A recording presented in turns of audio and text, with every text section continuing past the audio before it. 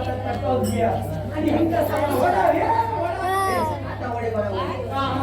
काय मत तरी आहे ती गोवंत म्हणजे गोवा प्रांत गोवा प्रांतात ख्रिश्चन मंडळ